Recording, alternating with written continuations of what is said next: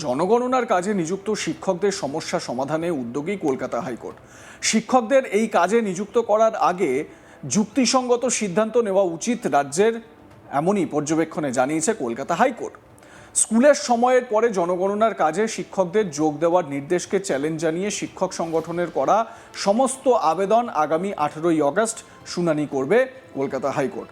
তার আগে বিচারপতি কৃষ্ণা রাও নির্দেশ দিয়েছেন আবেদনকারী শিক্ষক সংগঠনকে আজকের মধ্যে অতিরিক্ত সলিসিটর জেনারেল ধীরাজ ত্রিবেদীর কাছে শিক্ষকদের অবস্থান সংক্রান্ত তথ্য, যেমন তারা কোথায় থাকছেন, স্কুল থেকে তাদের বাসস্থানের দূরত্ব কত এবং জনগণনার কাজের স্থানটি স্কুল বা বাসস্থান থেকে কতটা দূরে, তার বিস্তারিত তথ্য জমা দিতে হবে।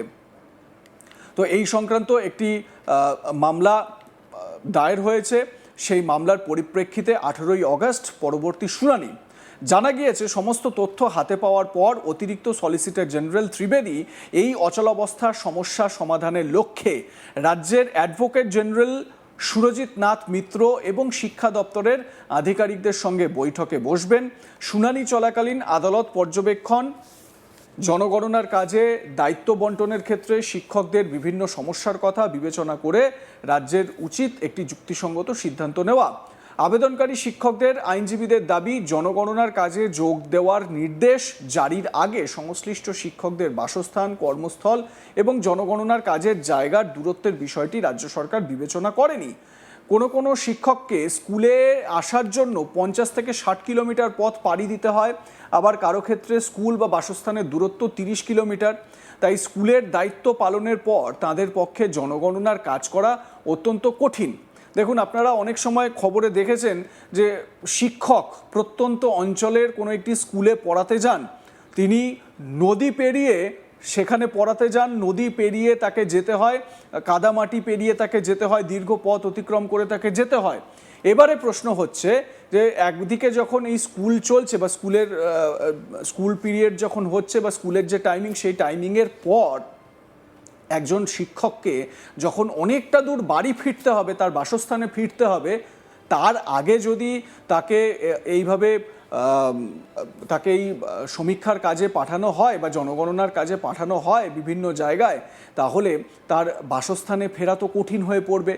হয়তো এরকমও হতে পারে যে সেই শিক্ষক হয়তো তার বাড়ি ফেরার জন্য কোনো যোগাযোগ পেলেন না, কমিউনিকেশন করতে পারলেন না, মানে কোনো বাস বা গাড়ি সেই সময় কিছু পেলেন না যাতে করে তিনি বাসস্থানে ফিরতে পারেন। আর এই বাস্তব মানে প্র্যাকটিক্যাল সমস্যাটাই শিক্ষক সংগঠনগুলোর তরফ থেকে তুলে ধরা হয়েছে, কলকাতা হাইকোর্টের দৃষ্টি আকর্ষণ করা হয়েছে এ বিষয়ে। যদিও সরকার পক্ষের সঙ্গে আলোচনার একটা জায়গা খোলা থাকলো, এমনটাই জানতে পারা গিয়েছে। আমার সহকর্মী মানস নস্কর এ বিষয়ে তার প্রতিবেদনে কি বলছেন, আসুন শুনে নেওয়া যাক। কর্মরত শিক্ষকদের জনগণনার কাজে নিয়োগ করা নিয়ে যুক্তিসঙ্গত সিদ্ধান্তে আসার জন্য রাজ্য সরকারকে মৌখিকভাবে নির্দেশ দিল কলকাতা হাইকোর্ট। যদিও বিচারপতির এটা মৌখিক পর্যবেক্ষণ, এটা কোনো নির্দেশ নয়।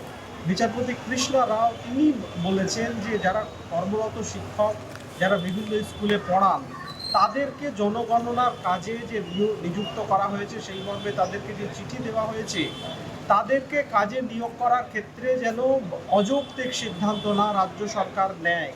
তার জন্যে আজকে কেন্দ্রের additional solicitor general Dhiraj Trivedi, রাজ্যের অ্যাডভোকেট জেনারেল সুরজিৎ নাথ মিত্র ও শিক্ষা দপ্তরের আধিকারিককে এই বিষয়ে বৈঠক বসে একটা সুষ্ঠু সমাধানের রাস্তা তৈরি করার জন্যে বিচারপতি পরামর্শ দিয়েছেন এবং আগামী 18ই আগস্ট এই বিষয়ে তিনি শুনানি করবেন। তার আগে যে শিক্ষক সংগঠনরা মামলা করেছিল, তাদেরকে বলা হয়েছে শিক্ষকদের কি সমস্যা, সেই সংক্রান্ত বিষয়গুলো তারা রাজ্যের অ্যাডভোকেট জেনারেল অ্যাডিশনাল সলিসিটর জেনারেলকে জানাবে।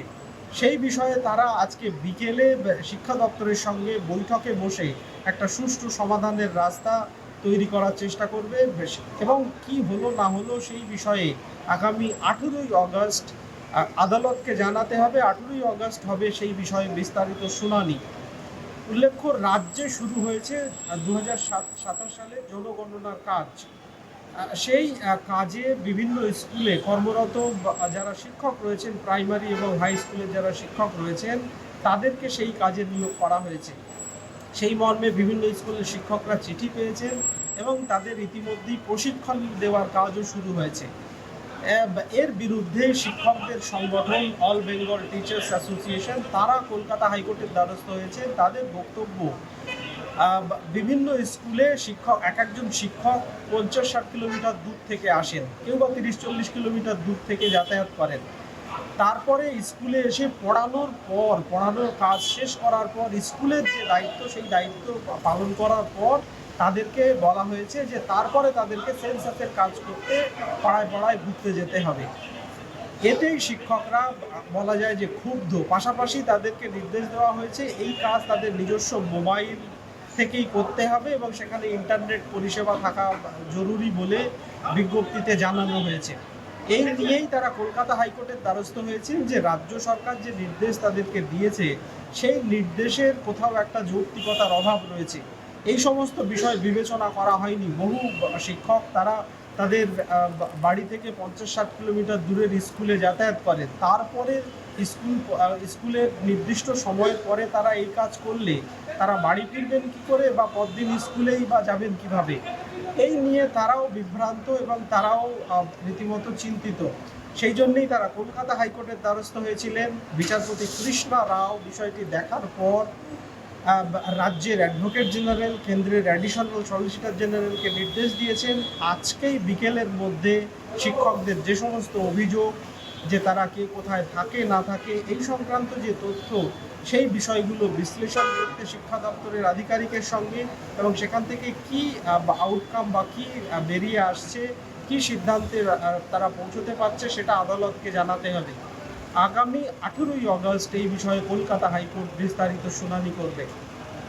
শিক্ষকদের বক্তব্য ছিল তাদেরকে যেভাবে এই দায়িত্ব দেওয়া হয়েছে সেই দায়িত্ব অযৌক্তিক।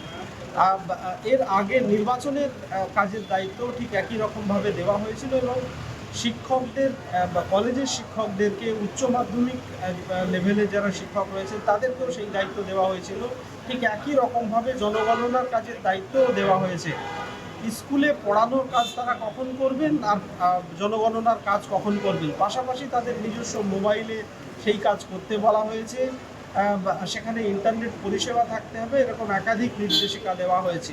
এই সমস্ত বিষয়ে আদালত যেন পর্যালোচনা করে এবং আদালত যাতে যৌক্তিক সিদ্ধান্ত গ্রহণ করে, রাজ্যকে নির্দেশ দেয়, সেই আর্জি তারা জানিয়েছিলেন।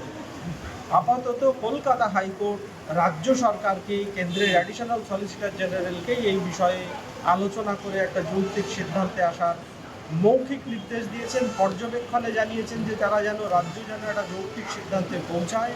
এই বিষয়ে 18ই অগস্ট হবে মামলার শুনানি। লাইক, কমেন্ট, শেয়ার করে আপনাদের মতামত জানান। দেখতে থাকুন আজ তাক বাংলা।